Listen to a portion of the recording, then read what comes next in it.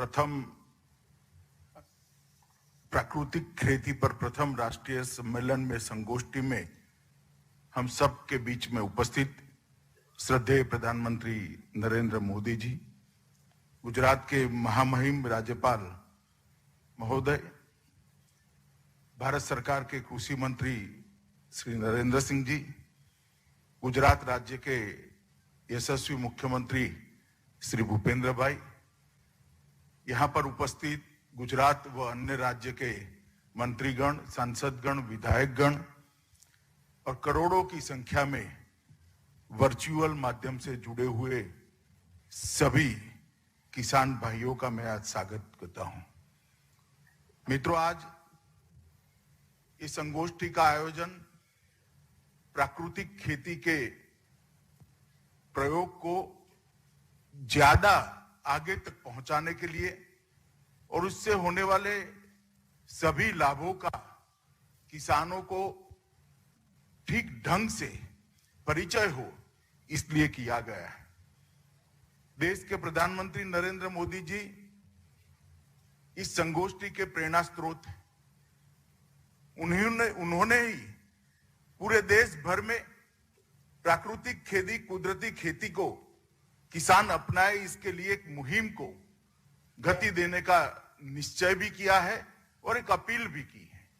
और परिणाम है कि देश भर में लाखों किसान आज प्राकृतिक खेती को धीरे धीरे अपना रहे हैं। इसके लाभों से लाभान्वित होते देखकर अनेक किसान इसके प्रयोग को आगे बढ़ा रहे हैं। मोदी जी जब गुजरात के मुख्यमंत्री थे तब शायद आजादी के बाद पहली बार देश में जीडीपी में कृषि का जो योगदान है उसको सार्थक तरीके से बढ़ाने की एक पहल किसी राज्य के मुख्यमंत्री के रूप में नरेंद्र भाई ने की थी। सालों से जीडीपी का एक हिस्सा कृषि उत्पादन रहा ही है, मगर कृषि उत्पादन के माध्यम से भी जीडीपी बढ़ सकता है और एक वैज्ञानिक तरीके से जीडीपी में बहुत बड़ा कंट्रीब्यूटर बनाया जा सकता है और किसानों की समृद्धि के लिए भी काम किया जा सकता है। उसका उदाहरण पूरे देश में सबसे पहले जब प्रधानमंत्री जी देश गुजरात के मुख्यमंत्री थे तब हुआ और कई सालों तक 10% ग्रोथ, कृषि ग्रोथ रेट को बरकरार करते हुए गुजरात ने उसको सफलतापूर्वक किया। अनेक प्रयोग किए गए। कृषि महोत्सव के माध्यम से एक्सटेंशन की सारी गतिविधियों को किसान तक पहुंचाया। किसान को तहसील की ऑफिस या जिले की ऑफिस में जाने की बजाय तहसील की ऑफिस और जिले की ऑफिस गांव में पहुंचे, सारे लाभ उसके गांव में बैठकर मिले। इस प्रकार के प्रयोग किए। माइक्रो इरिगेशन को बढ़ावा दिया। गुजरात जैसे प्रदेश में इरिगेटेड लैंड को कई गुना माइक्रो इरिगेशन के माध्यम से बढ़ाने का काम किया। पानी जितना था इतना ही था, परंतु उसका उचित उपयोग कर वैज्ञानिक रूप से उपयोग कर अनेक गुना सिंचाई को बढ़ाया और 10% का कृषि का ग्रोथ रेट 10 साल से ज्यादा समय तक बनाए रखने का एक कह सकते हैं रिकॉर्ड नरेंद्र भाई के नेतृत्व में हुआ है। आज उन्होंने 2019 से देश भर के किसानों को एक अपील की है कि प्राकृतिक खेती को किसान अपनाएं। हम जो रासायनिक खाद का उपयोग करते हैं इससे भूमि की उत्पादकता तो कम होती है, जल संग्रहण की शक्ति भी कम होती है और साथ के साथ जो हमारे खाने पीने की चीजें कृषि उत्पाद के रूप में उत्पादित होती है वो मानव शरीर के लिए भी हानिकारक है। तो सालों पुरानी अपनी पारंपरिक खेती को, प्राकृतिक खेती को पुनर्जीवित करने का एक बहुत बड़ा अभियान प्रधानमंत्री जी ने लिया है और उन्होंने लाल किले की प्राचीर से देश भर के करोड़ों किसान भाइयों को अपील कर इस मुहिम में, इस अभियान में जोड़ने का आह्वान किया है। और जैसा कि हर चीज में होता है, मोदी जी किसी चीज का आह्वान करते हैं तो आह्वान मात्र से वो चीज वहां पर रुकती नहीं है। इसके लिए वो कार्य योजना बनाते हैं। कार्य योजना को बारीकी से, सूक्ष्मता से वो खुद डिजाइन करते हैं। इसका मॉनिटरिंग करते हैं और इसका इम्प्लीमेंटेशन नीचे तक, खेत तक हो, इसकी चिंता भी करते हैं। और आज का ये कार्यक्रम उसी का एक हिस्सा है। मित्रों, देसी गाय के, एक ही देसी गाय से 30 एकड़ भूमि का प्राकृतिक खेती हो पाए, 1 रुपये का भी खाद या कीटनाशक का उपयोग न करना पड़े, इस प्रकार का जो प्रयोग आचार्य देवव्रत और बाकी बहुत सारे कृषि वैज्ञानिकों ने आगे बढ़ा है, इसको बल देने का एक काम है। देसी गाय का गोबर, उससे बना जीवामृत वो केचुए बनाता है, और केचुआ वैसे खाद की दुनिया की सबसे बड़ी फैक्ट्री है। एक केचुआ खाद बनाता है जितना, इतना शायद कोई यंत्र भी नहीं बनाता। केचुए को पुनर्जीवित करने का ये जो अभियान है, जिसके कारण जमीन की जल संग्रहण की शक्ति भी बढ़ेगी। और एक कुदरती खाद जो केचुए के माध्यम से आता है, उससे भूमि की उत्पादकता बढ़ती है, खर्च भी खेती पर कम होता है, भूगर्भ जल संचित होता है, और हमें ऑर्गेनिक प्रोडक्ट खाने के लिए जो शरीर को हानि नहीं करती है, ऐसी मिलती है। और ये देश और दुनिया में आज की मांग है कि ऑर्गेनिक कृषि उत्पाद को बढ़ाया जाए। प्रधानमंत्री जी के नेतृत्व में अभी ही भारत सरकार ने एक ऐतिहासिक निर्णय किया है कि सहकारिता मंत्रालय की स्थापना की। आजादी के 75 साल तक देश के किसी भी प्रधानमंत्री ने सहकारिता मंत्रालय की स्थापना नहीं की है। मैं देश के करोड़ों किसानों की ओर से और करोड़ों गांव वासियों की ओर से प्रधानमंत्री जी का बहुत बहुत धन्यवाद करना चाहता हूं कि इन्होंने सहकारिता मंत्रालय स्थापने की पहल की है, क्योंकि सहकारिता के माध्यम से ही ढेर सारे क्षेत्रों में वैसे तो काम हो रहा है। फाइनेंस के क्षेत्र में भी हो रहा है, मछली पालन के क्षेत्र में भी हो रहा है, मगर सबसे ज्यादा इसका उपयोग और सबसे ज्यादा एम्पावरमेंट किसी का होना है तो देश के छोटे किसान का होना है। तो ये सहकारिता मंत्रालय की जो स्थापना की है, इसके माध्यम से हम एक नई शुरुआत भी करने जा रहे हैं।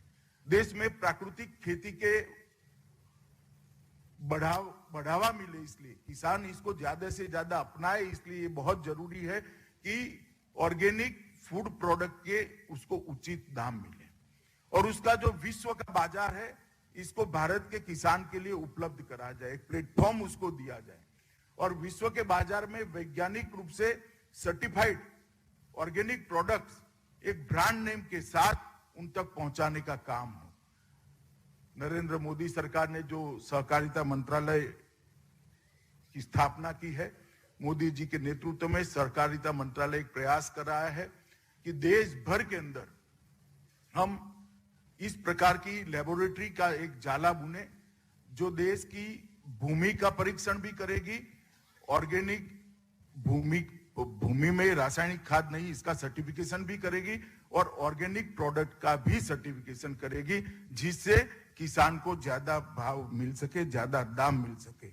अमूल और कुछ अच्छे सहकारी संगठन इस जो हमारा एक विचार है, इसको आगे बढ़ाने में लगे हैं।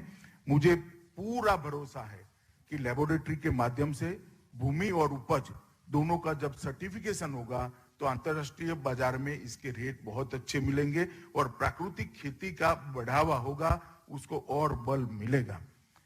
उसकी प्राथमिक तैयारियां अभी चल रही है। मुझे भरोसा है कि 1 साल के अंदर कम से कम 2 राज्य के अंदर प्राकृतिक खेती अपनाने वाले सभी किसानों के लिए हम मार्केटिंग की एक चेन खड़ी कर पाएंगे, और इसके लिए एक इंफ्रास्ट्रक्चर अमूल के तत्वाधान में हम तैयार कर रहे हैं। प्रधानमंत्री जी आज स्वयं यहाँ उपस्थित है। मुझे भरोसा है कि आपकी उपस्थिति से ये प्राकृतिक खेती का जो अभियान है, उसको बहुत बड़ा बल मिलने वाला है, क्योंकि आपके शब्द पर देश का किसान भरोसा करता है, आपकी बात पर देश का किसान भरोसा करता है, और वो मानता है कि कई सालों के बाद 2014 से देश की अर्थव्यवस्था में किसान को केंद्र बिंदु बनाने का प्रयास आपकी सरकार ने, मोदी जी के नेतृत्व में जो हुआ है, इसके कारण किसान का जो भरोसा बढ़ा है। आपकी उपस्थिति इस प्राकृतिक कृषि के प्रयोग को बहुत बड़ा संबल प्रदान करेगी और उसको बढ़ावे में हमें बहुत बड़ा फायदा मिलेगा। आचार्य देवव्रत जी आज यहाँ उपस्थित है, वो भी हमसे बात करने वाले हैं। देवव्रत जी ने बहुत सालों से ये प्रयोग, जब वो गुरुकुल के आचार्य थे तब से किए हैं और सफल प्रयोग किए हैं और परिणाम मैंने भी उनके गुरुकुल पर जाकर खुद देखे हैं। यहाँ कृषि यूनिवर्सिटियों ने भी इस पर संशोधन और बहुत सारे डेटा उपलब्ध करा चुके हैं और जहां जहां वो गए, हिमाचल गए तो हिमाचल में और अब गुजरात में लाखों किसानों को उन्होंने प्राकृतिक खेती के साथ जोड़ने का काम किया है। मैं सभी की ओर से उनका भी धन्यवाद करना चाहता हूं।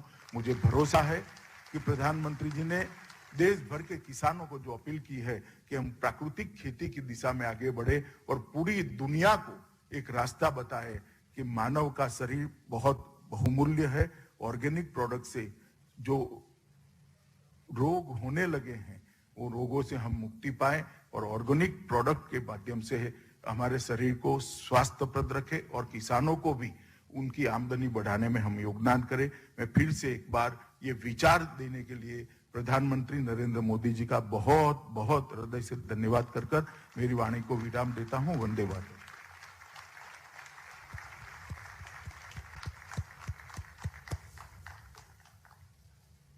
आभार मान्यवर गृह मंत्री महोदय आपका। गुजरात विकास का रोल मॉडल तो है।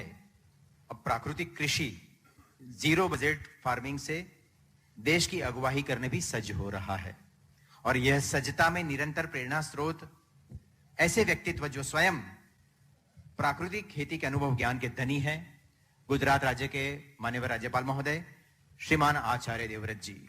आपके मार्गदर्शन में गुजरात का डांग जिला 100% प्राकृतिक खेती युक्त जिला बना है। आपसे अनुरोध है, आप अपने अनुभव ज्ञान से हमें अनुग्रहित करें।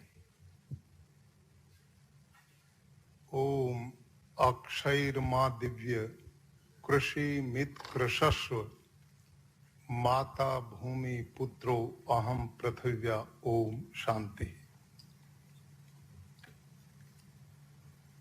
विकासोन्मुखी नूतन चिंतन और दृढ़ इच्छा के धनी हम सब के प्रेरणा स्रोत भारत के परम आदरणीय प्रधानमंत्री जी, अहर्निश सक्रिय भारत के यशस्वी केंद्रीय गृह एवं सहकारिता मंत्री जी, माननीय मुख्यमंत्री गुजरात, माननीय केंद्रीय कृषि मंत्री भारत, माननीय मंत्री परिषद के सभी सदस्यगण, अधिकारीगण, कृषि वैज्ञानिक, इस आयोजन में प्रत्यक्ष और आभासी रूप से जुड़े हुए मेरे लाखों लाख किसान भाइयों और बहनों, अभी 13 दिसंबर को काशी विश्वनाथ धाम से हम सब के प्रिय आदरणीय प्रधानमंत्री जी ने भारत के समस्त देश के लोगों से भारत के उत्थान और कल्याण के लिए 3 चीजें मांगी थी। आप हम सबको स्मरण होगा, उनमें प्रथम स्वच्छता, दूसरा सृजन और तीसरा आत्मनिर्भर भारत। भाइयों और बहनों, मैं भारत के प्रधानमंत्री जी को समस्त भारत के किसानों की ओर से बधाई देता हूं, साधुवाद देता हूं कि वो सदैव किसानों के कल्याण के लिए अनेक योजनाएं उन्होंने दी हैं, जिनका वर्णन आदरणीय केंद्रीय कृषि मंत्री महोदय ने, आदरणीय हमारे केंद्रीय गृह मंत्री सहकारिता मंत्री जी ने अभी विस्तार से हमारे बीच में रखा है। आज हम सब ने संकल्प लेना है कि माननीय प्रधानमंत्री जी ने जो प्राकृतिक खेती का हम सब के सामने विचार दिया, उसके सृजन की दिशा में भारत का समस्त वैज्ञानिक, कृषि वैज्ञानिक और किसान बंधु मिलकर भावी भारत के निर्माण में और भारत को आत्मनिर्भर बनाने की दिशा में संकल्प के साथ आज आगे बढ़ेगा। भाई और बहनों, मैं स्वयं एक शिक्षक रहा और उसके साथ में किसान हूं। मैंने बचपन में अपने हाथ से हल भी चलाया है, पशुपालन भी किया है, अपने हाथ से खेती करने का मुझे शौक उस समय भी था और आज भी उतना ही बराबर है। आपकी जानकारी के लिए आज मैं वो अनुभव साझा करना चाहता हूं जो लाखों लाखों भारत के किसान इससे लाभ उठा पाए। जो नियम मेरी खेती में हैं, वो भारत देश के हर किसान के भी खेत में है। भाई और बहनों, गुरुकुल कुरुक्षेत्र हरियाणा में 35 वर्ष प्रधानाचार्य रहते हुए 1,500 बच्चे आवासीय रूप से वहां पढ़ते हैं। उनके भोजन की व्यवस्था हमारे गुरुकुल के 200 एकड़ के फार्म में की जाती है। मैं उसमें 90 एकड़ जमीन में स्वयं खेती कराकर उन बालकों के भोजन, गेहूं, चावल, दाल, सब्जी की व्यवस्था कराता था। बाकी जो जमीन थी वो मैंने ठेके पर, लीज पर, भाड़े पर अन्य किसानों को दी हुई थी। एक दिन एक घटना घटी, खेत से मुझे सूचना आई कि आज खेत का अमुक कर्मचारी कीटनाशक का स्प्रे कर रहा था, गर्मी के दिन थे, वो उसके सिर में चढ़ गया और बेहोश होकर खेत में गिर गया। हम अस्पताल में लेके आए, 2-3 दिन बाद वो सामान्य हो पाया। और आप सब किसान इस बात को जानते हैं कि ऐसी घटनाएं अक्सर होती रहती हैं। लेकिन मेरे मन में एक विचार उस दिन आया कि मैं जिन बालकों को ये भोजन खिलाता हूं, उनको तो साक्षात रूप से गेहूं, चावल, दाल, सब्जी में कीटनाशक छिड़कवाता हूं। ये कर्मचारी तो उसकी गंध मात्र से बेहोश हो गया। जो कीटनाशक भोजन में डाल करके मासूम बच्चों को मैं दे रहा हूं, तो मैं ये अपराध कर रहा हूं। और उसी दिन से मैंने निर्णय लिया, अब मैं ये काम नहीं करूंगा। मैं कृषि वैज्ञानिकों से मिला, कृषि विभाग के लोगों से मिला और उन्होंने मेरे को कहा कि आप इसका विकल्प जैविक खेती के रूप में कर सकते हैं, ऑर्गेनिक फार्मिंग कर सकते हैं। मैंने तुरंत पिट बनाए, उनमें गोबर की खाद डाली, जो केचुआ गोबर खाता आयात किया जाता वो डाला और पूरी विधि से मैंने ऑर्गेनिक खेती शुरू कर दी। पहले साल 5 एकड़ में मैंने काम किया, मेरे हाथ कुछ नहीं लगा, कीट पतंग सारा खा गए। अगले साल भी मैंने उस काम को नहीं छोड़ा, लगभग 50% मेरे को मिल पाया। तीसरे साल फिर मैंने उसको चलाया, पूरी मेहनत करके लगभग 80% में उसमें कुछ ले पाया। अब मैंने विचार किया कि मेरे पास तो यहाँ 200 एकड़ जमीन है, जिस किसान के पास 2-3 एकड़ ही जमीन है और वो इस ऑर्गेनिक खेती को करेगा और 3 साल यूं घाटा होगा, तो उसके बच्चों का गुजारा कैसे चलेगा। इसमें मेरा खर्चा भी कम नहीं हुआ, मेहनत भी कम नहीं हुई, उत्पादन भी कम हो गया। इस चिंता में मैं बैठा था कि मैं वापस रासायनिक की ओर जाऊं, ये तो चलाई जा नहीं सकती। इसी बीच में मेरा परिचय सुभाष पालेकर जी से हुआ, जो प्राकृतिक खेती पर जिन्होंने बहुत बड़ा काम किया है। जब मैंने उनको अपने गुरुकुल में बुलाया और 500 किसान इकट्ठे किए, 5 दिन का शिविर लगाया, उसमें स्वयं बैठ करके मैंने प्राकृतिक कृषि की समस्त जानकारियों को जाना और अगले 5 एकड़ खेत लेकर मैंने उसमें प्राकृतिक खेती उस विधि से शुरू की। मुझे बड़ा सुखद अनुभव मिला कि पहले ही वर्ष मैं लगभग उतना ले पाया जितना मैं रासायनिक खेती में करता था और अगले वर्ष उससे भी और अच्छा मेरा अनुभव रहा। फिर मैंने 10 एकड़ में वो खेती शुरू की, उसमें भी ठीक रहा। मैंने फिर सीधा 90 एकड़ में प्राकृतिक खेती शुरू कर दी और मेरा उत्पादन जितना रासायनिक खेती में होता था उतना हो गया और इस समय मेरा उत्पादन रासायनिक खेती से भी ज्यादा होना शुरू हो गया। इस बीच में एक घटना और मेरे साथ घटी।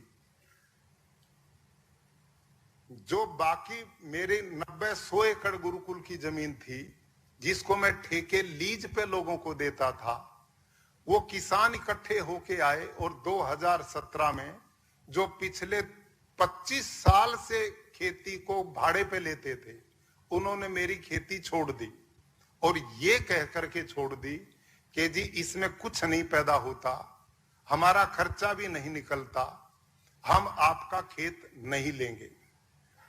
मेरी चिंता बढ़ी। मैंने तो उपजाऊ जमीन उनको दी थी और वो कहते हैं इसमें कुछ भी पैदा नहीं होता। तो मैंने एग्रीकल्चर यूनिवर्सिटी हिसार के सीनियर साइंटिस्ट थे, केवी कृषि विज्ञान केंद्र के मुखिया डॉक्टर हरिओम मेरे मिलने वाले थे। उनको मैंने एक बात समस्या रखी।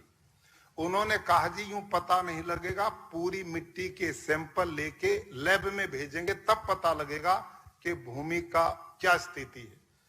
सैकड़ों सैंपल हमने लेके यूनिवर्सिटी में भेज दिए। रिपोर्ट आ गई, मेरी भूमि का ऑर्गेनिक कार्बन 0.3, 0.4, 0.5 से नीचे आया। अब मैंने कहा मैं तो साइंटिस्ट नहीं जी, इसका मतलब क्या है?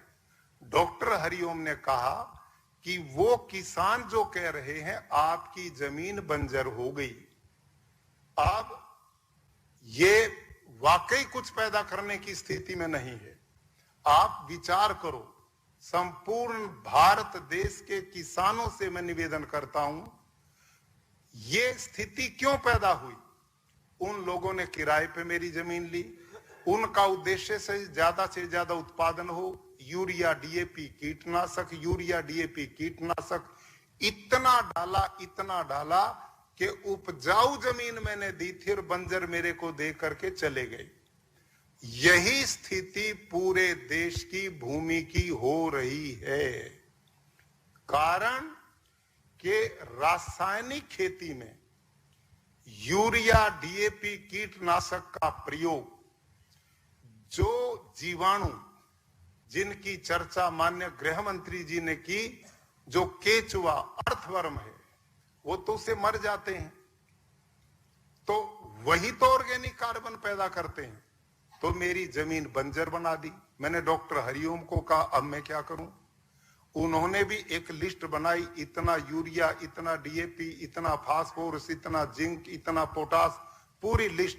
और इस खेत के कुछ अवशेष इसमें काटोगे, कुछ जिंक डालोगे, धीरे धीरे जितने 20-30 साल में ये बंजर बनी है, ऐसे ही धीरे धीरे उपजाऊ बनेगी। इतना लंबा प्रोजेक्ट, 100 एकड़ जमीन बर्बाद हो गई। मैंने कहा डॉक्टर साहब, जो लिस्ट आपने बनाई इसी से तो ये बंजर हुई है और आप फिर वही मेरे को बता रहे हैं। तो उन्होंने कहा तुम क्या करोगे? मैं कहा जो मैं प्राकृतिक खेती बाकी खेत में करता हूं यही करूंगा। उन्होंने उसका अभी तक जानकारी थी नहीं। उन्होंने कहा इस गोबर गोमूत्र से क्या बनेगा? मैंने कहा मैं देख लेता हूं, नहीं बनेगा तो फिर आपकी शरण में आऊंगा।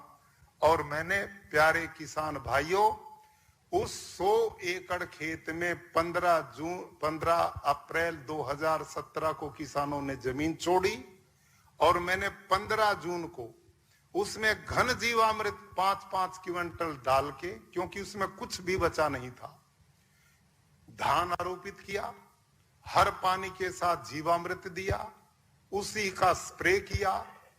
2 महीने में धान लहलाने लग गए और जब कटाई हुई तो मेरे धान 26 से 28 क्विंटल प्रति एकड़ पैदा हुए। ये मैंने डॉक्टर हरिओम को दिखाया, वो आश्चर्य में पड़ गए, ये कैसे संभव है? इतना ऑर्गेनिक कार्बन कम जमीन का बंजर, इसमें इतना उत्पादन। वो चले गए, अगली भी खेती हमने उसमें ली। अगले साल फिर हमने इसी तरह से जीवामृत, घन जीवामृत का प्रयोग करते रहे।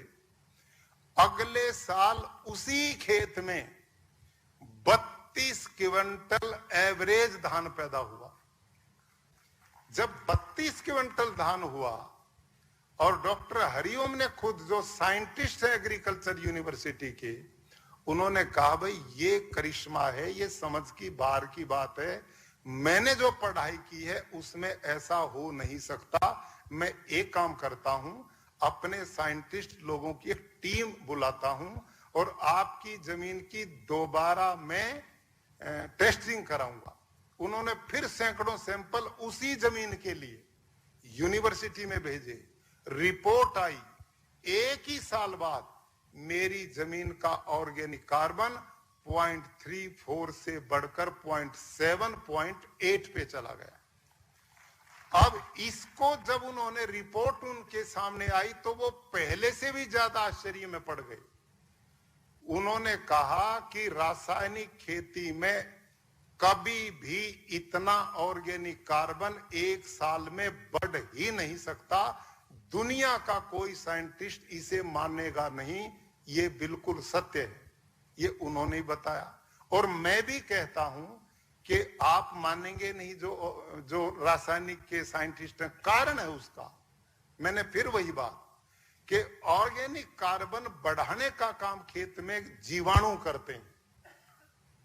हलसिया, अर्थवर्म, केचुआ करता है, मित्र कीट करते हैं। अब रासायनिक में तो वो मार दिए गए तो ऑर्गेनिक कार्बन कैसे बढ़ेगा? वो ठीक है अपनी जगह पे, लेकिन प्राकृतिक खेती में कैसे बढ़े? तो डॉक्टर हरिओम ने अपने साथी लिए डॉक्टर बलजीत सारन। सौभाग्य से आज वो मैंने यहां बुलाए हैं, हमारे बीच में बैठे हैं। डॉक्टर साहब एक बार सबको दर्शन दे तो अच्छा लगेगा। आप डॉक्टर बलजीत सारन इस समय एग्रीकल्चर यूनिवर्सिटी हिसार के माइक्रोबायोलॉजी के सीनियर प्रोफेसर हैं। ये अमेरिका में, इंग्लैंड में और जर्मनी में माइक्रोबायोलॉजी के साइंटिस्ट के साथ वर्षों इन्होंने काम किया है। इतने ऊंचे स्तर के ये माइक्रोबायोलॉजी के साइंटिस्ट हैं। ये अपनी टीम लेकर के मेरे गुरुकुल में आए और उन्होंने कहा ये तुम्हारा जीवामृत क्या, हम इस पे रिसर्च करेंगे। इन्होंने रिसर्च की। इन्होंने गाय, देसी गाय का गोबर लिया, भैंस का गोबर लिया, हॉस्टन फ्रीजन गाय का गोबर लिया, जर्सी का लिया, सब पे अलग अलग रिसर्च किए। महीनों सालों लगाए इन्होंने। अंत में क्या पाया कि केवल और केवल भारतीय नस्ल की देसी गाय, साहिवाल, थारपारकर, राठी, गिर, हरियाणवी, लाल सिंधी, कांकरेज, अंगोल, ये जितनी भी भारतीय गाय हैं सब में लगभग एक ही क्वालिटी पाई और 1 ग्राम गोबर में 300 करोड़ से भी ज्यादा जीवाणु पाए। और इन्होंने सिद्ध किया कि देसी गाय का गोमूत्र खनिजों का भंडार पाया गया। और पालेकर जी ने अनेक बार ये रिसर्च करवाए और ये पूरे सत्य पाए। अब ये साइंस इसमें क्या है? अक्सर हमारे कृषि वैज्ञानिक बंधु कहते हैं इसमें साइंस क्या है। अब उस साइंस की जानकारी सब किसानों के लिए मैं निवेदन करता हूं। हम जीवामृत बनाते हैं, एक 200 लीटर का ड्रम ले लेते हैं, लगभग 180 लीटर पानी भरते हैं उसमें, उसको छाए में रखते हैं। 1.5 से 2 किलो गुड़, 1.5 से 2 किलो किसी भी दाल का बेसन, 1 मुट्ठी मिट्टी और 10 किलो देसी गाय का गोबर, 8 से 10 किलो गोमूत्र, इन सब को मिला के उस पानी में छोड़ देते हैं। अब आप विचार करिए जब देसी गाय के 1 ग्राम गोबर में 300 करोड़ से ज्यादा जीवाणु हैं, तो 10 किलो गोबर में कितने जीवाणु होंगे? और इन जीवाणुओं को दाल का बेसन प्रोटीन के रूप में खाने को मिलता तो ये बलवान बनते हैं, और गुड़ मिलता तो मल्टीप्लाई ये बढ़ते हैं, और मिट्टी में जो जीवाणु है उनसे मिलकर इनकी इतनी वृद्धि होती है कि ये हर 20 मिनट में डबल होते हैं, हर 20 मिनट में, और 72 घंटे में ये असंख्य मात्रा में बढ़ते हैं। जब हम किसानों को 1 एकड़ का एक खाद तैयार है, आप विचार करो, दुनिया में ऐसा कोई खाद नहीं जो 4-5 दिन में तैयार होता हो। 1 एकड़ का 1 दिन के गोबर गोमूत्र से, गाय से 1 एकड़ का खाद तैयार है। जब ये खेत में फैलता है, खेत के जीवाणुओं से मिलता है, तो इसमें जामुन का काम होता है। ये कल्चर है, ये खाद नहीं है, कल्चर है। और उन जीवाणुओं से मिलकर असंख्य जीवाणु पैदा होते हैं। और भाइयों, यही वो जीवाणु हैं जो आकाश में, वायु में 78% नाइट्रोजन है। ये जीवाणु उस नाइट्रोजन को खींचते हैं और पौधे का भोजन बना करके देते हैं। दूसरी बात, इस प्रक्रिया में आप विचार करो, धरती के अंदर अनेक खनिज हैं, उसमें फास्फोरस है, जिंक है, पोटास है, कॉपर है, ये सब कुछ धरती मां के अंदर विद्यमान है। लेकिन ये तत्व अपने आप पौधे को भोजन नहीं देते। ये जो जीवाणु हैं, ये जीवाणु उन तत्वों से भोजन बना करके पौधे की जड़ को देने का काम करते हैं। तो इसका मतलब जितना जीवाणु खेत में होगा उतना ही ऑर्गेनिक कार्बन बढ़ेगा। जितना ऑर्गेनिक कार्बन बढ़ेगा, जमीन का स्वास्थ्य बढ़ेगा। जितना जमीन का स्वास्थ्य बढ़ेगा उतना आपका उत्पादन बढ़ेगा। सीधा फार्मूला है, ये साइंटिफिक है, ये साइंस है, साइंटिस्ट भी इस बात को जानते। दूसरी बात, जब ये जीवामृत, घन जीवामृत जमीन पर जाता है तो केचुआ, अर्थवर्म, हलसिया, जो यूरिया डीएपी से डरता हुआ धरती में समाधि लिए बैठा है, 10-15 फीट नीचे बैठा हुआ डरता हुआ, जब उसको ये भोजन उसका मिलता है, इसकी गंध पा करके धरती को फोड़ करके वो ऊपर आता है और अपना काम शुरू कर देता है। भारतीय केचुआ गोबर भी खाता है, मिट्टी भी खाता है, काष्ठ भी खाता है। विदेशी केचुआ जो ऑर्गेनिक में प्रयोग करते हैं वो मिट्टी खाता नहीं, केवल गोबर काष्ठ खाता है। 16 डिग्री नीचे टेम्परेचर में मर जाता, 28 में जिंदा रहता नहीं। भारतीय केचुआ बर्फीली पहाड़ियों में भी काम करता है और रेगिस्तान में भी बराबर काम करता है। ये भगवान की एक व्यवस्था है। अब ये केचुआ कैसे काम करता है? ये धरती में यूं सीधा जाता 8-10 फीट तक और दूसरे छेद से आता, इससे जाता, इससे आता है। जब ये जाता तो वर्मी बॉस अपने पसीने से छेद को लीपते हुए जाता, जल्दी बंद नहीं होता। इस छेद से ऑक्सीजन जमीन को मिलती तो उसकी फर्टिलिटी बढ़ती है। और ये केचुआ नीचे के खनिजों को खा करके मिट्टी के पेट से निकालकर विष्ठा रूप में जो पौधे की जड़ को देता है, उसमें सामान्य धरती से 5 गुना ज्यादा नाइट्रोजन है, 9 गुना ज्यादा उसमें फास्फोरस है और 11 गुना ज्यादा उसमें पोटास है। आप विचार करो, जब प्राकृतिक खेती होती है, मेरे खेत में 1 एकड़ में कई लाख केचुआ होता है और वो रात दिन जब ये काम करेगा तो कितना खाद किसान के लिए फ्री में पैदा करता है। और मजे की बात, जितने छेद बनाता उनकी गिनती नहीं हो सकती। जब वर्षा होती है, चारों तरफ मेड़ होती है, तो सारा पानी वर्षा का धरती के पेट में चला जाता है। नेचुरल वाटर हार्वेस्टिंग सिस्टम होता है, जिस काम पर हम करोड़ों रुपया खर्च करते हैं, केचुआ फ्री में करता। सारी धरती पर यदि ये खेती होगी तो सारा पानी धरती में जाकर धरती का वाटर लेवल अपने आप बढ़ेगा। ये एक आश्चर्य है। इसके साथ इस पद्धति में एक दूसरा महत्वपूर्ण अंग क्या है, सभी किसान भाई समझेंगे, वो है आच्छादन, वो है मल्चिंग। वो क्या है मल्चिंग? जितना भी घास फूस खेत में होता है उसको जलाना नहीं। आज हम प्रदूषण फैला रहे हैं, दिल्ली जैसे शहरों में पराली जलाते हैं, अवशेष जलाते हैं। हम एक तिन का भी नहीं जलाते, ना जलाने की सलाह देते। मैं औरों के भी घास को अपने खेत में डलवाता हूं और उसका आच्छादन करता हूं। उसका मतलब क्या है? ये आच्छादन, फसल बो, फसल जमेगी, खाली जगह मत छोड़ो, उसमें ये घास बिछा दो। ये घास क्या काम करेगा कि आकाश में जो जलीय तत्व है उनको ये खींचता है और धरती की नमी को सूखने नहीं देता। 50% पानी की खपत कम हो जाएगी प्राकृतिक खेती में, नंबर 1। नंबर 2, जब 35 डिग्री धरती का तापमान होता है तो धरती का ऑर्गेनिक कार्बन आकाश में उड़ता है और वो ग्लोबल वार्मिंग को जन्म देता है। और घास से ढकते हैं तो धरती में रहता, तो धरती की फर्टिलिटी को बढ़ाता है।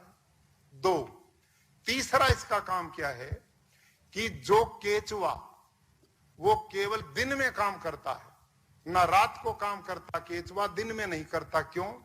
दिन में जब वो काम करते बाहर आता तो पक्षी उठा ले जाता है, उसे अपनी मृत्यु का भय है, इसलिए अंदर छुपा रहता दिन में। जब हम मल्चिंग करते हैं, धरती को ढक देते हैं, तो अंधेरा मिलता, पक्षी को दिखता नहीं, फिर वो रात दिन काम करता है। दिन में भी काम, रात को भी दाम, बिना पैसे का मजदूर किसान के लिए भगवान ने उसको भेजा, वो डबल काम करता जाएगा। तीसरा काम इसका ये होता है।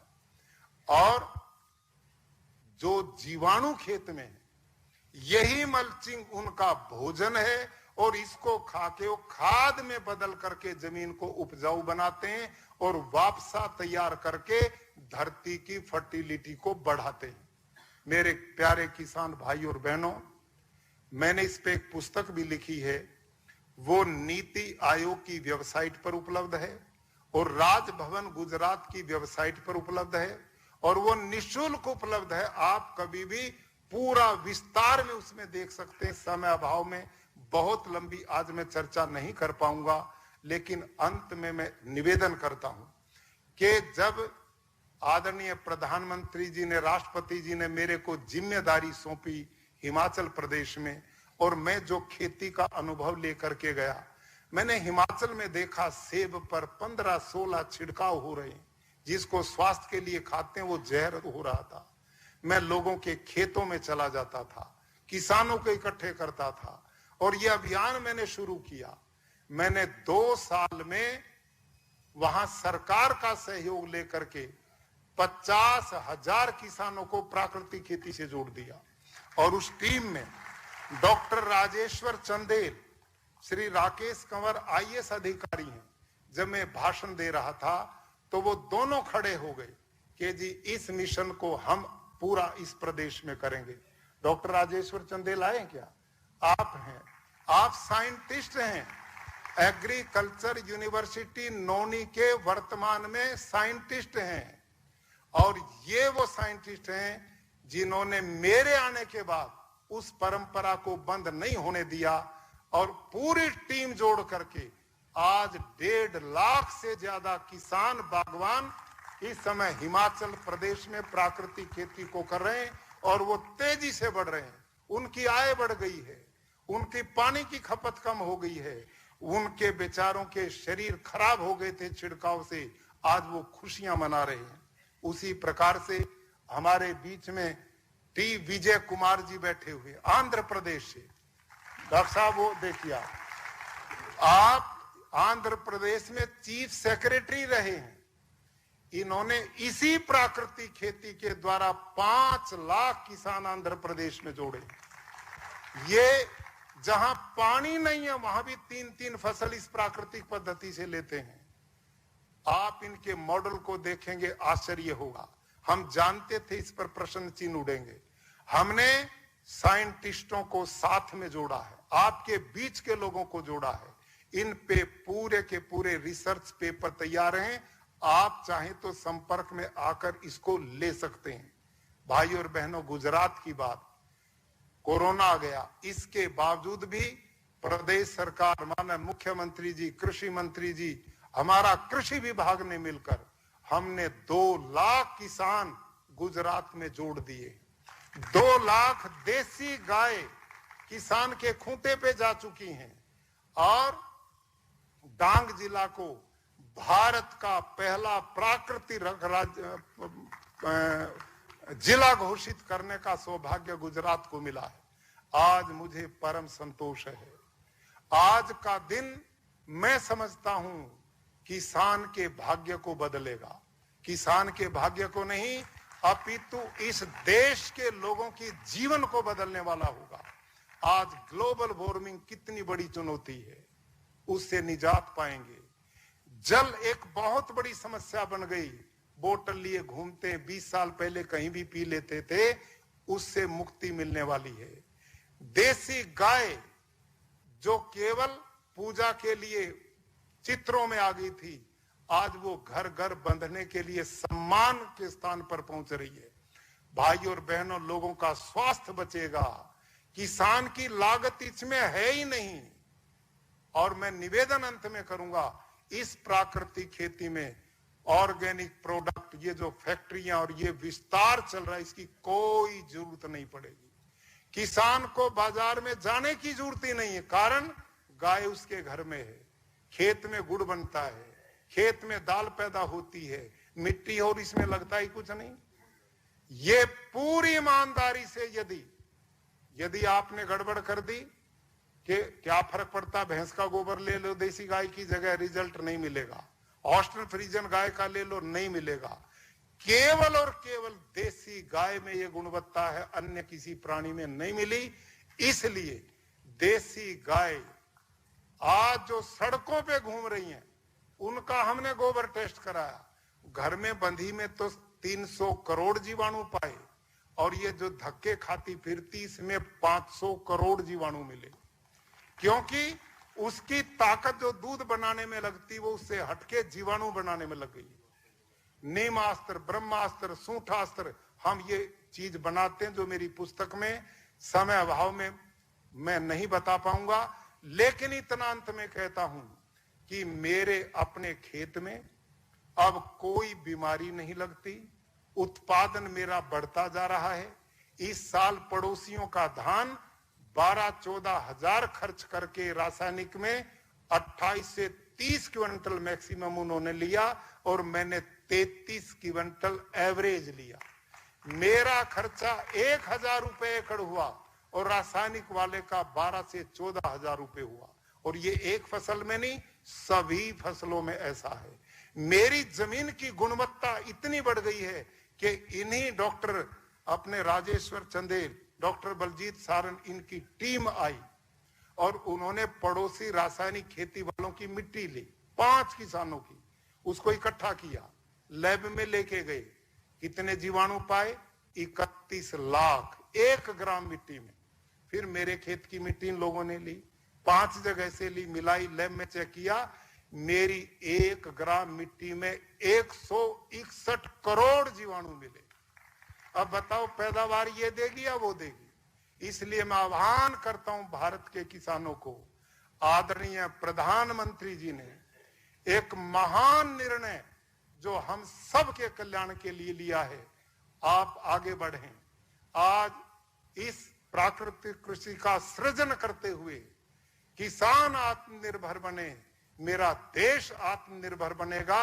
मुझे पूर्ण विश्वास है कि एक जबरदस्त क्रांति इससे आएगी, और हमने हजारों हजार किसानों को ट्रेनर बना दिया है। हिमाचल प्रदेश में आज 1000 किसान राजेश्वर चंदेल जी ने तैयार कर दिए, जो गांव-गांव में जाकर के ट्रेनिंग देंगे। हिमाचल प्रदेश में महात्मा जी बैठे सामने, प्रफुल्ल भाई जी, साथ में इनकी पूरी टीम, और कैवल्य स्वामी जी, दीक्षित पटेल जी, ऐसे हजारों ट्रेनर तैयार कर दिए। हम पूरे देश में फैलकर प्रधानमंत्री जी का नारा, परिश्रम की पराकाष्ठा करते हुए इस मिशन को एक जन आंदोलन बना करके भारत की इस माटी को, जो हमारी मां है, इसको जहर मुक्त करेंगे। धन्यवाद।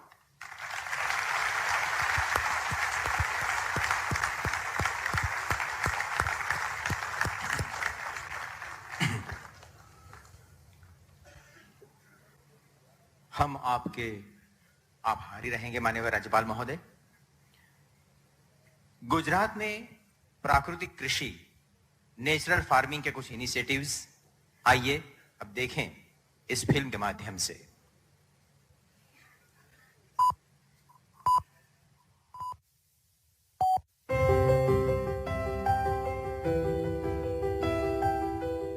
माता भूमि पुत्रो हम पृथिव्याः, अर्थात धरती हमारी माता है और हम उनके पुत्र। माता और पुत्र के इस रिश्ते का पवित्र सेतु यानी प्राकृतिक कृषि। प्राकृतिक कृषि प्रक्रिया में धरती का अमृत, जीवामृत। आइए हम जानते हैं कि जीवामृत का निर्माण कैसे होता है। प्रयोगों से पता चला है कि 10 किलोग्राम गोबर के साथ गौमूत्र, गुड़ एवं 2 दले चीजों का आटा या बेसन आदि मिलाकर यदि उसका प्रयोग किया जाए तो चमत्कारिक परिणाम मिलते हैं, जिसका नाम रखा गया जीवामृत। जीवामृत निर्माण के लिए जरूरी सामग्री देखते हैं। 10 किलोग्राम देसी गाय का गोबर, 8 से 10 लीटर देसी गाय का मूत्र, 1.5 से 2 किलोग्राम गुड़, 1.5 से 2 किलोग्राम बेसन, 180 लीटर पानी, मुट्ठी भर पेड़ के नीचे की मिट्टी। आसानी से उपलब्ध इन सामग्री से जीवामृत बनाने की विधि भी इतनी सरल है कि कोई भी किसान इसे अपने आप बना सकता है। इन सामग्री में से गुड़, बेसन एवं गोबर को पानी या तो गौमूत्र का उपयोग करके ठीक से मसल कर लिक्विड जैसा बना लें। अब इन सामग्रियों को एक ड्रम में डालकर उसे लकड़ी के एक डंडे से घोलना है। ठीक से घोलने के बाद जीवामृत बनने के लिए 2 से 3 दिन तक छाया में रख देना है। प्रतिदिन सुबह और शाम घड़ी की सुई की दिशा में लकड़ी के डंडे से 2 मिनट तक इसे घोलना है और जीवामृत को बोरे से ढक देना है। यह जीवामृत जब सिंचाई के साथ खेत में डाला जाता है तो भूमि में जीवाणुओं की संख्या अविश्वसनीय बढ़ जाती है और भूमि के रासायनिक व जैविक गुणों में वृद्धि होती है। जीवामृत को महीने में 2 बार या 1 बार उपलब्धता के अनुसार 200 लीटर प्रति एकड़ के हिसाब से सिंचाई के पानी के साथ दीजिए। फलों के पेड़ों के पास दोपहर 12 बजे जो छाया पड़ती है, उस छाया के पास प्रति पेड़ 2 से 5 लीटर जीवामृत भूमि पर महीने में 1 बार या 2 बार गोलाकार में डालना है। इससे मिट्टी स्वस्थ बनती है और फसल भी उतनी ही बेहतर मिलती है। इससे किसान के मित्र माने जाने वाले केंचुओं की संख्या बढ़ती है। प्राकृतिक कृषि में गहरी जुताई की भी जरूरत नहीं होती है। इतना ही नहीं, प्राकृतिक कृषि भूमिगत जल को भी बढ़ाती है। इस प्रक्रिया से मुख्य फसलों के साथ सहयोगी फसलों को भी उगाया जा सकता है। घन जीवामृत जीवामृत का ही सूखा हुआ स्वरूप है, जिसे फसल बोने से पहले जमीन में मिलाया जाता है। धूप में सुखाए गए 200 किलोग्राम गोबर में ताजा बना 20 लीटर जीवामृत मिलाकर 2 दिन छाया में रखते हैं। इसे एक बार फिर धूप में सुखाकर तथा डंडे से पीसकर महीन बना दिया जाता है। यही घन जीवामृत है, जिसे 1 एकड़ के लिए प्रयोग कर सकते हैं। प्राकृतिक खेती का एक आवश्यक आदान बीजामृत है। बीजामृत जहां बीज को बीज जनित रोगों से बचाता है, वहीं इसकी अंकुरण क्षमता को अद्भुत रूप से बढ़ाता है। देसी गाय के 5 किलोग्राम गोबर, 5 लीटर गौमूत्र, 50 ग्राम बुझा हुआ चूना और थोड़ी सी मिट्टी को 20 लीटर पानी में मिलाकर बीजामृत बनता है। एक रात रखने के बाद इसमें 100 किलोग्राम बीज का संस्कार किया जाता है। इसके 1 दिन बाद संस्कारित बीज बुआई के लिए तैयार हो जाता है। आच्छादन प्राकृतिक खेती का एक महत्वपूर्ण नियम है। खेती वाली सारी भूमि को फसल अवशेष से या छोटी अवधि की अंतर फसलों से पूरा ढक दिया जाता है। आच्छादन भूमि में नमी बनाए रखता है तथा वातावरण से नमी को खींचकर खेती हेतु पानी की खपत को भी अद्भुत रूप से घटाता है। जीवाणुओं एवं केंचुओं की गतिविधियों को बढ़ाता है, खरपतवार को नियंत्रित करता है तथा अंत में विघटित होकर जमीन से कार्बन उत्सर्जन को रोककर भूमि के जैविक कार्बन क्षमता को बढ़ाता है। इस कृषि विधि में वापसा निर्माण भी एक महत्वपूर्ण प्रक्रिया है, जिसमें भूमि में हवा और नमी का बराबर संतुलन बनाया रखा जाता है। प्राकृतिक कृषि विधि केवल भूमि की उत्पादन क्षमता को ही नहीं बढ़ाती है, बल्कि ये कीट एवं बीमारियों के रोकथाम के लिए भी एक प्रभावी विकल्प देती है। फसलों पर कीट पतंगों की रोकथाम के लिए स्थानीय वनस्पति पर आधारित सस्ता तथा किसान के खेत में ही बनने वाला आदान है अग्नि अस्त्र। 5 किलोग्राम नीम या अन्य स्थानीय पौधा जिसे गाय नहीं खाती के पत्ते, 20 लीटर देसी गाय का मूत्र, 500 ग्राम तंबाकू पाउडर, 500 ग्राम हरी मिर्च तथा 50 ग्राम लहसुन के पेस्ट को मिलाकर धीमी आंच में उबालकर 48 घंटे के लिए रखा जाता है।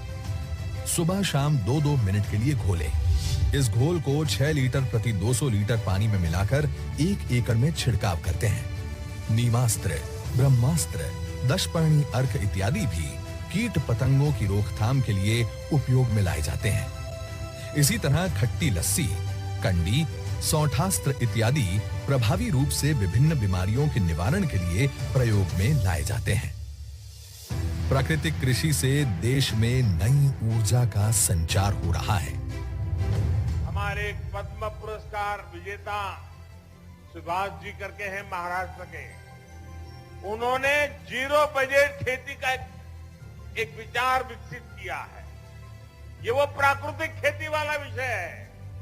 इससे हमारी धरती मां भी बचती है, हमारा पानी भी बचता है और फसल भी अच्छी और पहले से ज्यादा होती है। मेरा आप सभी किसान साथियों को, देश भर के किसान साथियों को आग्रह है, आप हमारी बात को समझेंगे, मुझे पक्का विश्वास है आप उसको अपने खेत में लागू करेंगे।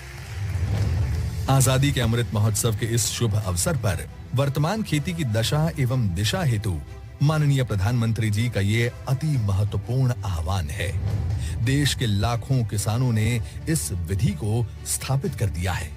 गुजरात प्रदेश का डांग जिला तो पूरा ही प्राकृतिक खेती जिला घोषित कर दिया गया है। देश के कई गांव आज इस ओर परिवर्तित हो रहे हैं, क्योंकि इससे किसानों के जीवन में उन्नति आ रही है। मेरा नाम सत्या है। मैं मेरे 150 पौधा है जिसमें मैं प्राकृतिक खेती की अब स्प्रे कर रही हूँ। अगर जहरीली स्प्रे हम दुकानों से खरीद के करते थे तो उससे हमारे खर्चा ज्यादा आता था, पैसा भी ज्यादा लगता था, और इसमें हमारे को खर्चा भी कम है और फल भी अच्छा बन रहा है, जिसके लिए हमें यूरिया डालने की कोई जरूरत नहीं अभी इसमें। पहले सर अगर 5000 का खर्चा हमारा आता था स्प्रे का, तो अभी हमारा 500 का भी शायद खर्चा नहीं आया है। इसलिए मैंने अपने बगीचे से शुरू करा है, पर इस साल मैं सबको बता रही हूँ कि आगे के लिए आप ही जो मैंने किया है अपने बगीचे में, आप ये स्प्रे करके देखो। दिल खुश हो जाता है सर, जब अपनी फसल इस तरह से अच्छे से आए तो दिल भी खुश हो जाता है सर। जब से प्राकृतिक खेती करनी शुरू करी है तब से सबसे पहले तो हमारी जो भूमि उसमें एकदम मुलायम हो गई भूमि। कुलथ है, माश है, दालों में राजमा है, और सर्दियों में मैंने मसूर और जौ बिजाई करी थी, गेहूं और चना भी बिजाई करा था सर्दी में। मिलेट्स हमारे पास कोदा और काउनी है। हाँ जी, एक अपने पास कुट्टू के आटे वाला है, स्थानीय भाषा में ओगड़ा बोलते हैं। एंटीऑक्सीडेंट सबसे ज्यादा इसमें है। ये धान हमारे पास 2 वैरायटी का है, ये लाल वाला चावल है और ये आगे वाला जो है सफेद चावल है। इसकी खासियत ये है कि ये बिना सिंचाई की होता है। ये सर जी, मेरा नाम फूल कुमार, गांव बहनी मातो, तहसील महम, जिला रोहतक। मैं प्राकृतिक खेती करता हूं। अभी हमने जब से ये प्राकृतिक खेती करी है तो इसमें हम आपको दिखाएंगे। इस खेत में हमने 5 बाग लगाया है। इसमें सेब, किन्नू, आड़ू, आलू बुखारा, अंजीर, और ये बेड पे पूरे में हल्दी है और हल्दी के नीचे चना है। इससे हमारी केवल इंटरक्रॉप की जो इनकम है वो करीब 1 साल में 1.5 से 2.5 लाख तक मतलब आ जाती। કોવિડ જેવી મહામારીની પરિસ્થિતિમાં લોકોને એક સમજ આવી કે જો આપણો ખોરાકમાં શુદ્ધિકરણ હશે તો જ આપણે બચી શકાશે. તો હવે એ લોકો સમજવા માંડ્યા છે, લોકો ઉપભોક્તા સમજવા માંડ્યા છે કે આપણે પ્રાકૃતિક ખોરાક ખાવો છે તો ત્યાં આપણે ભાવ પણ મળે છે. तो हमारा पैसा भी बचा और टाइम भी बच रहा है और हमारी जो है खेती का, हमारी धरती माँ का स्वास्थ्य भी अच्छा हो रहा है और उसके साथ साथ हमारा भी स्वास्थ्य अच्छा हो रहा है. यही तो है आत्मनिर्भर किसान, जो ला रहे हैं गांव-गांव में समृद्धि और बना रहे हैं आत्मनिर्भर भारत.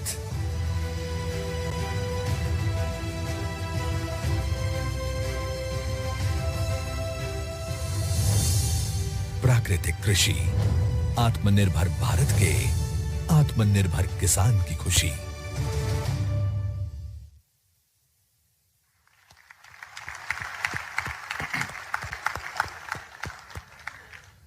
माननीय प्रधानमंत्री श्री हमेशा कहते हैं, खेत में अपना पसीना बहाने वाला किसान कृषि का ऋषि है.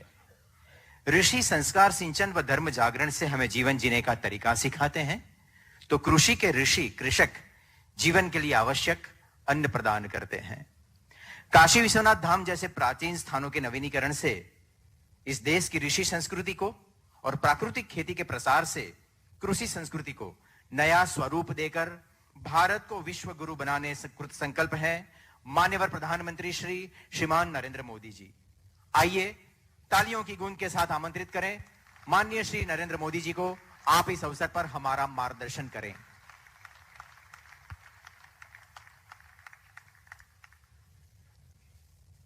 नमस्कार.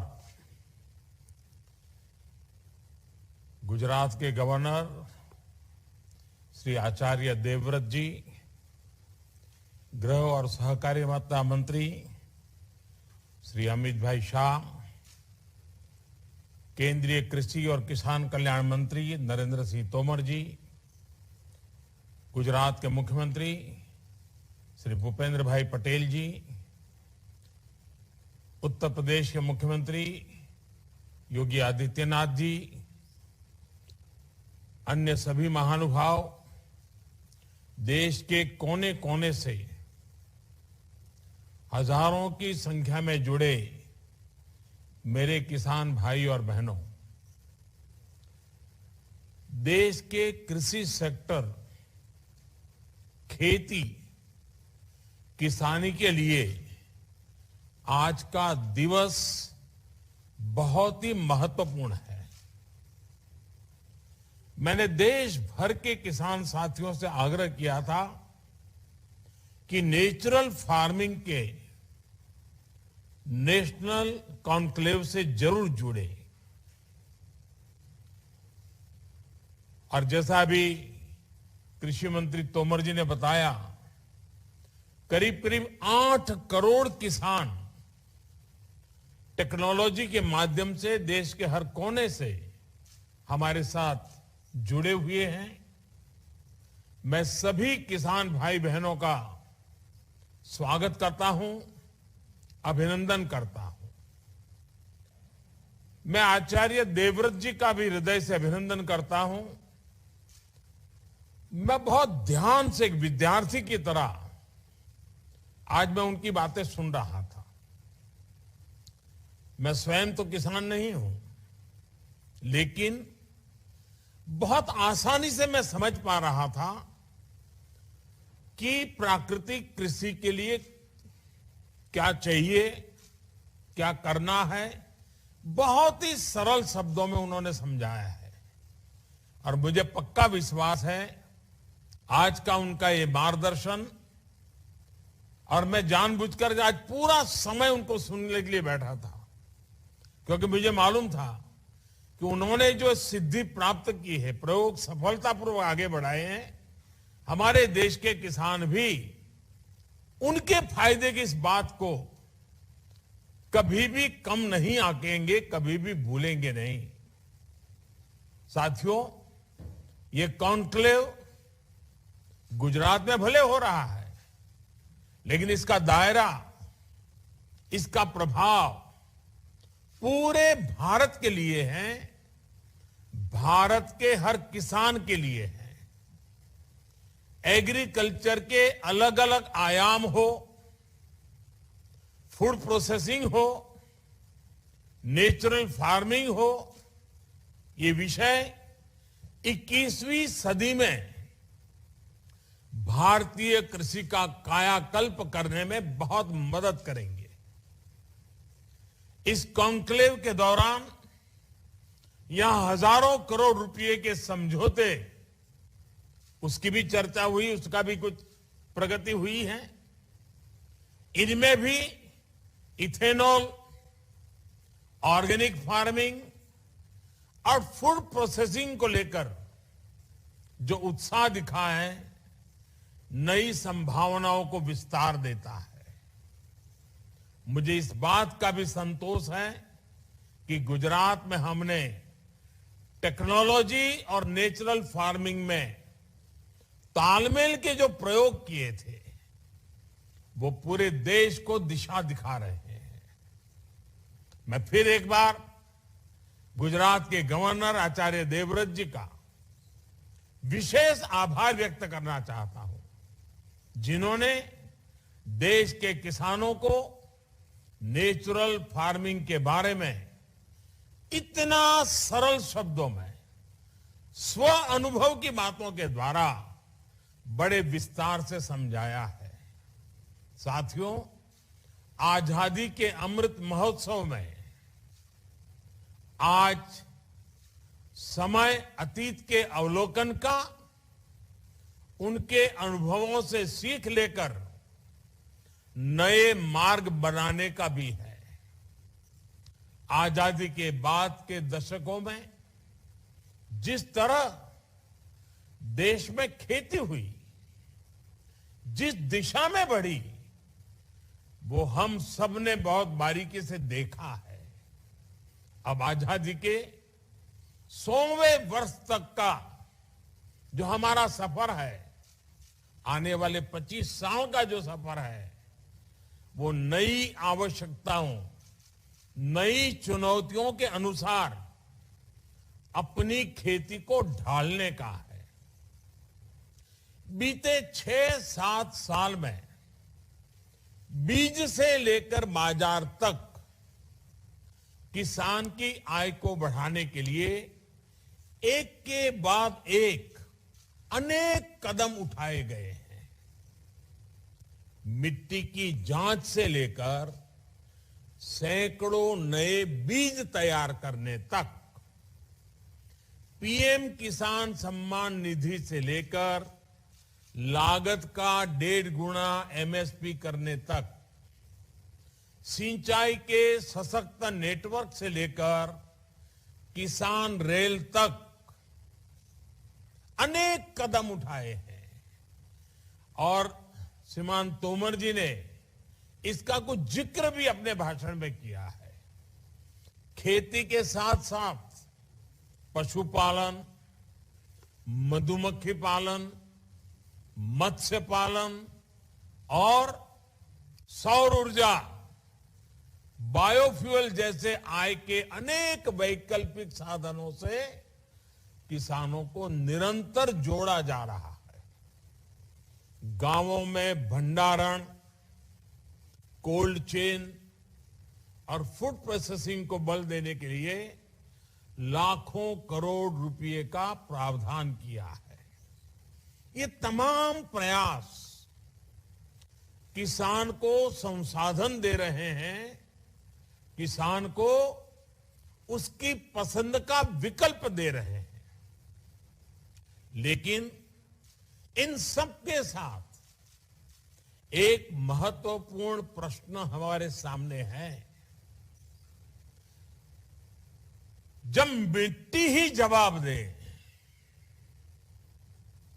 जब मिट्टी ही जवाब दे जाएगी, तब क्या होगा? जब मौसम ही साथ नहीं देगा, जब धरती माता के गर्भ में पानी सीमित रह जाएगा, तब क्या होगा? आज दुनिया भर में खेती को इन चुनौतियों से दो चार होना पड़ रहा है। ये सही है कि केमिकल और फर्टिलाइजर ने हरित क्रांति में अहम रोल निभाया है, लेकिन ये भी उतना ही सच है कि हमें इसके विकल्पों पर भी साथ ही साथ काम करते रहना होगा और अधिक ध्यान देना होगा। खेती में उपयोग होने वाले कीटनाशक और केमिकल फर्टिलाइजर हमें बड़ी मात्रा में इंपोर्ट करना पड़ता है, बाहर से, दुनिया के देशों से अरबों खरबों रुपया खर्च करके लाना पड़ता है। इस वजह से खेती की लागत भी बढ़ती है, किसान का खर्च बढ़ता है और गरीब की रसोई भी महंगी होती है। ये समस्या किसानों और सभी देशवासियों की सेहत से जुड़ी हुई भी है, इसलिए सतर्क रहने की आवश्यकता है, जागरूक रहने की आवश्यकता है। साथियों, गुजरात में एक कहावत है, हर घर में बोली जाती है, पानी आवे तो पहला पाळ बांधो, पानी पहला पाळ बांधो। આપણે ત્યાં બધા જ કહેતા હોય છે। इसका तात्पर्य ये कि इलाज से पहले परहेज बेहतर।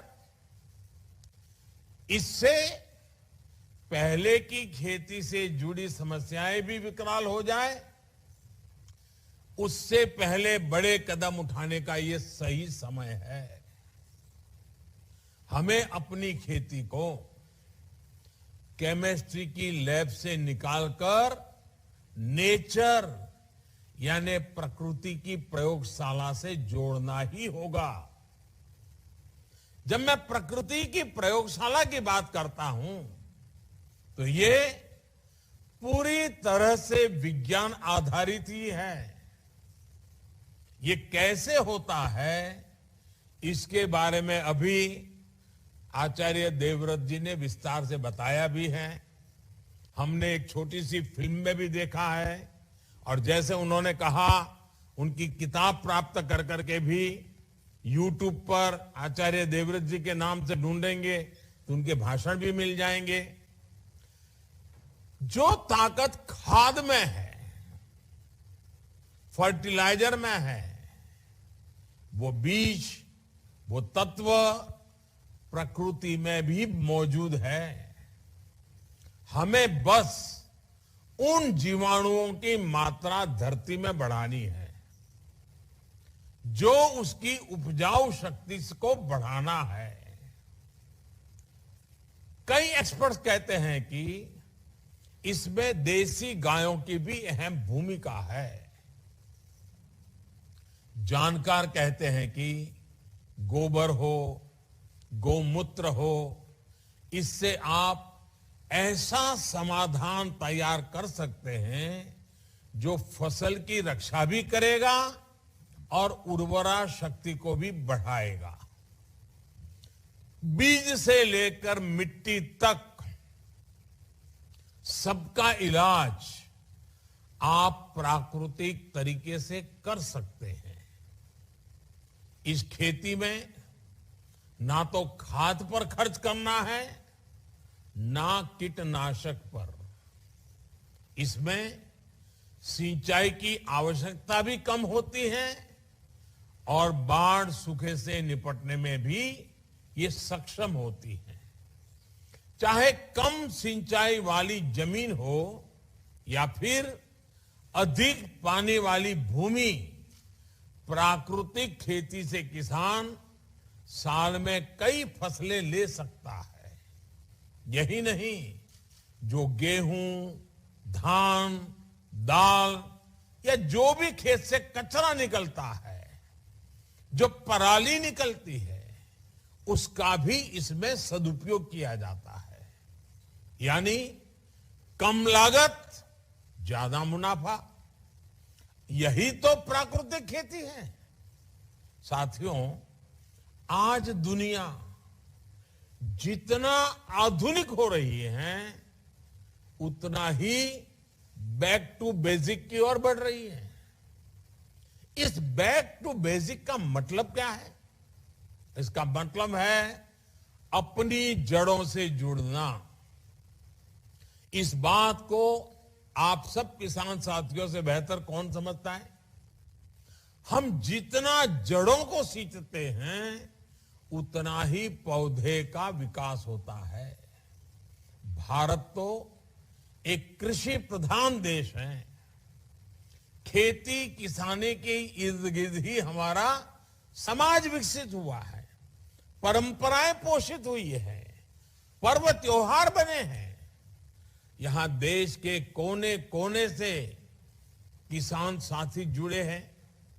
आप मुझे बताइए, आपके इलाके का खान पान, रहन सहन, त्योहार, परंपराएं, कुछ भी ऐसा जिस पर हमारी खेती का, फसलों का प्रभाव न हो?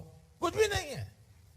जब हमारी सभ्यता किसानी के साथ इतना फली फूली है तो कृषि को लेकर हमारा ज्ञान विज्ञान को कितना समृद्ध रहा होगा, कितना वैज्ञानिक रहा होगा। इसलिए भाइयों बहनों, आज जब दुनिया ऑर्गेनिक की बात करती है, नेचुरल की बात करती है, आज जब बैक टू बेसिक की बात होती है तो उसकी जड़ें भारत से जुड़ती दिखाई पड़ती हैं।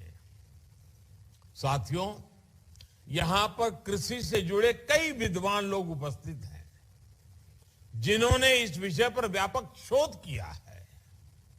आप लोग जानते ही हैं, हमारे यहां ऋग्वेद और अथर्ववेद से लेकर हमारे पुराणों तक कृषि, पाराशर और काश्यपीय कृषि सूक्त जैसे प्राचीन ग्रंथों तक, और दक्षिण में तमिलनाडु के संत तिरुवल्लुवर जी से लेकर उत्तर में कृषक कवि घाघ तक हमारी कृषि पर कितनी बारीकियों से शोध हुआ है। जैसे एक श्लोक है, गोहितः क्षेत्रगामी च कालजो बीज तत्परः, कालज्ञो बीज तत्परः, वितंद्रः सर्वशास्त्राढ्य कृषको न अवसीदति। अर्थात जो गोधन का, पशुधन का हित जानता हो, मौसम समय के बारे में जानता हो, बीज के बारे में जानकारी रखता हो और आलस न करता हो, ऐसा किसान कभी परेशान नहीं हो सकता, गरीब नहीं हो सकता। ये एक श्लोक नेचुरल फार्मिंग का सूत्र भी है और नेचुरल फार्मिंग की ताकत भी बताता है। इसमें जितनी भी संसाधनों का जिक्र है सारे प्राकृतिक रूप से उपलब्ध हैं। इसी तरह कैसे मिट्टी को उर्वरा बनाएं, कब कौन सी फसल में पानी लगाएं, कैसे पानी बचाएं, इसके कितने ही सूत्र दिए गए हैं। एक और बड़ा प्रचलित श्लोक है, नैऋत्यार्थ ही धान्यानाम जलम भाद्रे विमोचयते मूलम मात्र तो संस्थाप्य कार्य जट मोक्षणम। यानी फसल को बीमारी से बचाकर पुष्ट करने के लिए भादों के महीने में पानी को निकाल देना चाहिए। केवल जड़ों के लिए ही पानी खेत में रहना चाहिए। इसी तरह कवि घाघ ने भी लिखा है, गेहूं बाहें, चना दलाएं, धान गाहें, मक्का निराएं, उख कसाए। यानी खूब वाह करने से गेहूं, खोंटने से चना, बार बार पानी मिलने से धान, निराने से मक्का और पानी में छोड़कर बाद में गंगा बोने से उसकी फसल अच्छी होती है। आप कल्पना कर सकते हैं, करीब करीब 2000 वर्ष पूर्व तमिलनाडु में संत तिरुवल्लुवर जी ने भी खेती से जुड़े कितने ही सूत्र दिए थे। उन्होंने कहा था, तोड़ी पुडुड़ी कच्छचा उणकिन पीड़ी थेरुवम बेंडादु सालप पड़ुम, अर्थात if the land is dried so as to reduce 1 ounce of earth to quarter, it will grow plentifully even without a handful of manure. साथियों, कृषि से जुड़े हमारे इस प्राचीन ज्ञान को हमें न सिर्फ फिर से सीखने की जरूरत है, बल्कि उसे आधुनिक समय के हिसाब में तराशने की भी जरूरत है। इस दिशा में हमें नए सिरे से शोध करने होंगे, प्राचीन ज्ञान को आधुनिक वैज्ञानिक फ्रेम में डालना होगा। इस दिशा में हमारे आईसीएआर जैसी संस्थानों की, कृषि विज्ञान केंद्रों, कृषि विश्वविद्यालयों की भूमिका बहुत बड़ी हो सकती है। हमें जानकारियों को केवल रिसर्च पेपर्स और थियरीज तक ही सीमित नहीं रखना है, हमें उसे एक प्रैक्टिकल सक्सेस से बदलना होगा। लैब टू लैंड, यही हमारी यात्रा होगी। इसकी शुरुआत भी हमारे ये संस्थान कर सकते हैं। आप ये संकल्प ले सकते हैं कि आप नेचुरल फार्मिंग को, प्राकृतिक खेती को ज्यादा से ज्यादा किसानों तक ले जाएंगे। आप जब ये करके दिखाएंगे कि ये सफलता के साथ संभव है, तो सामान्य मानवी भी इससे जल्द से जल्द जुड़ेंगे।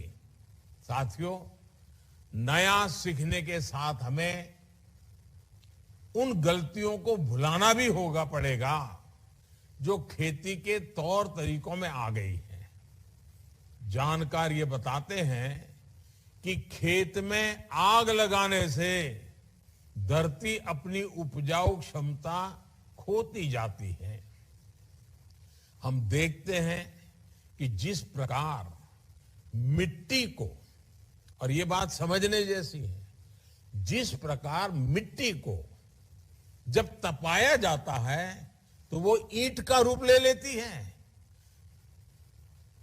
और वो ईंट इतनी मजबूत बन जाती है कि इमारत बन जाती है। लेकिन फसल के अवशेषों को जलाने की हमारी यहां परंपरा सी पड़ गई है। पता है कि मिट्टी तपती है तो ईंट बन जाती है, फिर भी हम मिट्टी तपाते रहते हैं।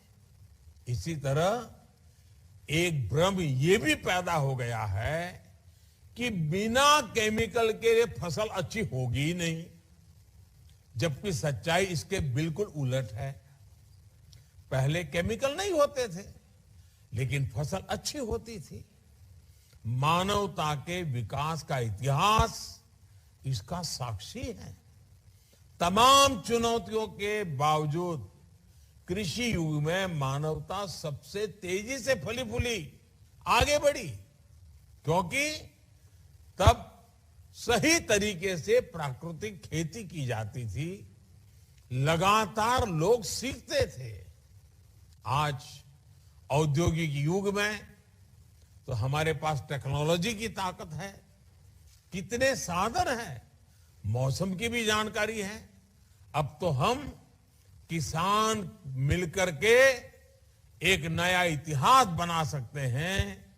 दुनिया जो ग्लोबल वार्मिंग को लेकर के परेशान है, उसका रास्ता खोजने में भारत का किसान अपनी परंपरागत ज्ञान के द्वारा उपाय दे सकता है। हम मिलकर के कुछ कर सकते हैं। भाइयों और बहनों, नेचुरल फार्मिंग से जिन्हें सबसे अधिक फायदा होगा वो है हमारे देश के 80% छोटे किसान। वो छोटे किसान जिनके पास 2 हेक्टेयर से भी कम भूमि है। इनमें से अधिकांश किसानों का काफी खर्च केमिकल फर्टिलाइजर पर होता है। अगर वो प्राकृतिक खेती की तरफ मुड़ेंगे तो उनकी स्थिति और बेहतर होगी। भाई और बहनों, प्राकृतिक खेती पर गांधी जी की कही ये बात बिल्कुल सटीक बैठती है। जहां शोषण होगा वहां पोषण नहीं होगा। गांधी जी कहते थे कि मिट्टी को अलटना, पटलना, भूल जाना, खेत की गुडाई भूल जाना एक तरह से खुद को भूल जाने की तरह है। मुझे संतोष है कि बीते कुछ सालों में देश के अनेक राज्यों में इसे सुधार आ रहा है। हाल के वर्षों में हजारों किसान प्राकृतिक खेती को अपना चुके हैं। इनमें से कई तो स्टार्टअप्स हैं, नौजवानों के हैं। केंद्र सरकार द्वारा शुरू की गई परंपरागत कृषि विकास योजना से भी उन्हें लाभ मिला है। इसमें किसानों को प्रशिक्षण भी दिया जा रहा है और इस खेती की तरफ बढ़ने के लिए मदद भी की जा रही है। भाई और बहनों, जिन राज्यों के लाखों किसान प्राकृतिक खेती से जुड़ चुके हैं, उनके अनुभव उत्साहवर्धक है। गुजरात में प्राकृतिक खेती को लेकर हमने बहुत पहले प्रयास शुरू कर दिए थे। आज गुजरात के अनेक हिस्सों में इसके सकारात्मक असर दिखने को मिल रहे हैं। इसी प्रकार हिमाचल प्रदेश में भी तेजी से इस खेती के प्रति आकर्षण बढ़ रहा है। मैं आज देश के हर राज्य सरकार से यह आग्रह करूंगा कि वो प्राकृतिक खेती को जन आंदोलन बनाने के लिए आगे आए। इस अमृत महोत्सव में हर पंचायत का कम से कम एक गांव जरूर प्राकृतिक खेती से जुड़े। ये प्रयास हम सब कर सकते हैं। और मैं किसान भाइयों को भी कहना चाहता हूं, मैं ये नहीं कहता कि आपकी अगर 2 एकड़ भूमि है या 5 एकड़ भूमि है तो पूरी जमीन पर प्रयोग करो। आप थोड़ा खुद अनुभव करो। चलिए भी उसमें से एक छोटा हिस्सा ले लो, आधा खेत ले लो, 1/4 खेत ले लो, एक हिस्सा तय करो, उसमें ये प्रयोग करो। अगर फायदा दिखता है तो थोड़ा विस्तार बढ़ाओ। 1-2 साल में आप धीरे धीरे पूरे खेत में इस तरफ चले जाओगे, दायरा बढ़ाते जाओगे। मेरा सभी निवेश साथियों से भी आग्रह है कि ये समय ऑर्गेनिक और प्राकृतिक खेती में इनके उत्पादों की प्रोसेसिंग में जम करके निवेश का समय है। इसके लिए देश में ही नहीं बल्कि पूरे विश्व का बाजार हमारा इंतजार कर रहा है। हमें आने वाली संभावनाओं के लिए आज ही काम करना है। साथियों, इस अमृत काल में दुनिया के लिए फूड सिक्योरिटी और प्रकृति से समन्वय का बेहतरीन समाधान हमें भारत से देना है। क्लाइमेट चेंज समिट में मैंने दुनिया से लाइफस्टाइल फॉर एनवायरमेंट यानी लाइफ को ग्लोबल मिशन बनाने का आह्वान किया था। 21वीं सदी में इसका नेतृत्व भारत करने वाला है, भारत का किसान करने वाला है। इसलिए आइए आजादी के अमृत महोत्सव में मां भारती की धरा को रासायनिक खाद और कीटनाशकों से मुक्त करने का संकल्प ले। दुनिया को स्वस्थ धरती, स्वस्थ जीवन का रास्ता दिखाएं। आज देश ने आत्मनिर्भर भारत का सपना संजोया है। आत्मनिर्भर भारत तभी बन सकता है जब उसकी कृषि आत्मनिर्भर बने, एक एक किसान आत्मनिर्भर बने। और ऐसा तभी हो सकता है जब अप्राकृतिक खाद और दवाइयों के बदले हम मां भारती की मिट्टी का संवर्धन गोवर्धन से करें, प्राकृतिक तत्वों से करें। हर देशवासी हर चीज के हित में, हर जीव के हित में प्राकृतिक खेती को हम जन आंदोलन बनाएंगे। इसी विश्वास के साथ मैं गुजरात सरकार का, गुजरात के मुख्यमंत्री जी का, उनकी पूरी टीम का इस इनिशिएटिव के लिए, पूरे गुजरात में इसको एक आंदोलन का रूप देने के लिए और आज पूरे देश के किसानों को जोड़ने के लिए मैं संबंधित सभी का हृदय से बहुत बहुत अभिनंदन करता हूं। बहुत बहुत धन्यवाद।